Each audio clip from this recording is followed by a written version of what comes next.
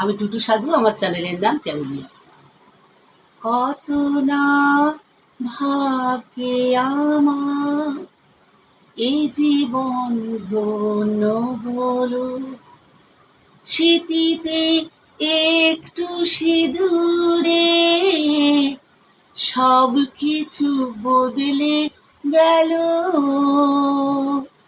কত না ভাগ্যে আমার এ জীবন ধন্য হলো, স্মৃতিতে একটু সিঁদুরে সব কিছু বদলে গেল।